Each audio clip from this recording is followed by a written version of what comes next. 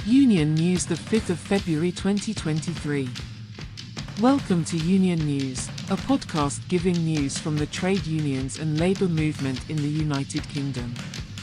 In this edition, UK unions rally for fair pay in widespread demonstrations and strikes across Britain. Rail strike could last years, say unions. Royal Mail accused of lacking integrity as communication workers union announces strike. New bill to boost workplace protection for pregnant women and new parents passes House of Commons. Union leader calls for suspension of Deputy PM over bullying claims. And finally, we invite you to join the fight against anti-union bias in the reactionary media.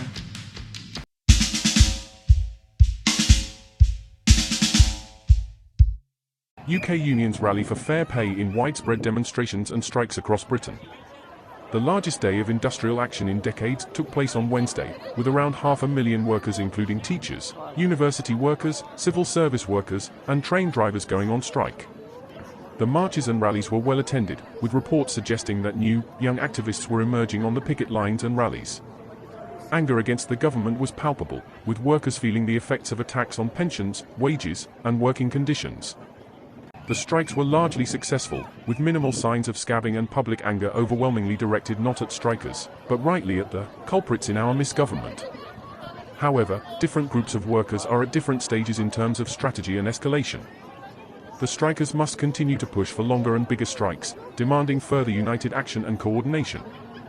There were widespread rallies and marches across Britain alongside the mass strike. Thousands of people participated in the rallies and marches in various cities, including Sheffield, Bristol, Leeds, Nottingham, Manchester, Liverpool, Newcastle, and Glasgow.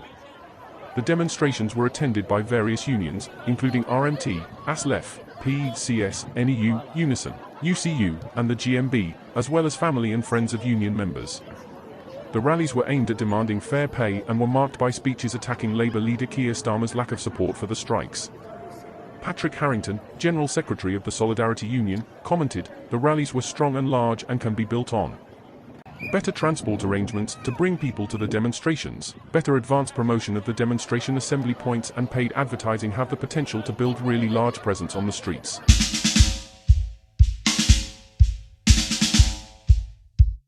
Rail strike could last years, say unions.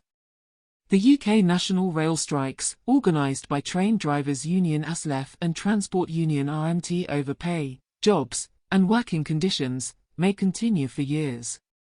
ASLEF's General Secretary, Mick Whelan, stated that his members haven't had a wage increase since 2019. The strikes resulted in major parts of the country having no rail services as multiple operators could not run trains.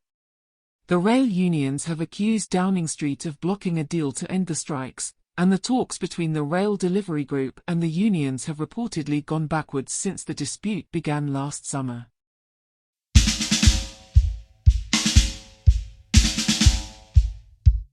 Royal Mail accused of lacking integrity as Communication Workers Union announces strike.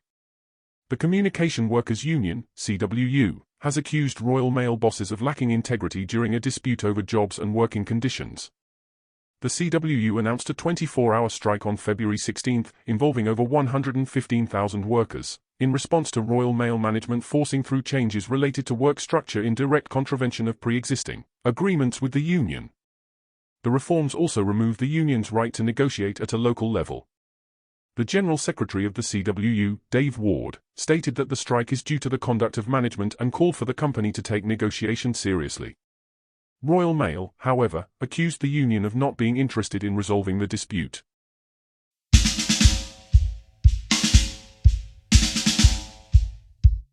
New bill to boost workplace protection for pregnant women and new parents passes House of Commons. A new bill aimed at improving workplace protection for pregnant women and new parents passed the House of Commons unopposed.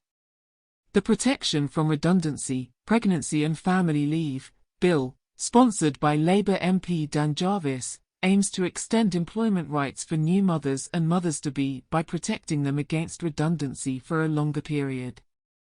The bill would create new powers to protect women from redundancy during and after pregnancy and amend existing regulations to protect parents from redundancy on their return from maternity, adoption, or shared parental leave.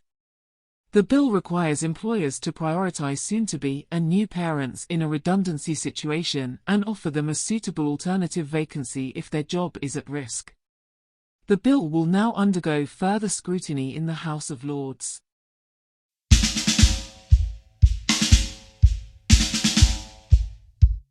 Union leader calls for suspension of Deputy PM over bullying claims.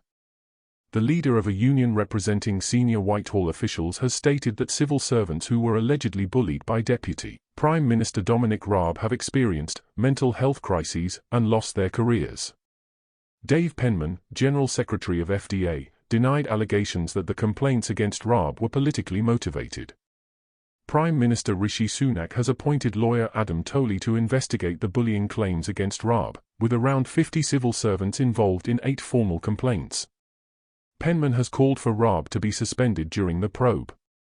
Penman also expressed surprise at senior Conservative MP Jacob Rees-Mogg's warning against being too snowflakey about bullying allegations. The union leader emphasized that bullying behavior can have serious consequences on an individual's mental health and life, and it is unacceptable for such behavior to be belittled.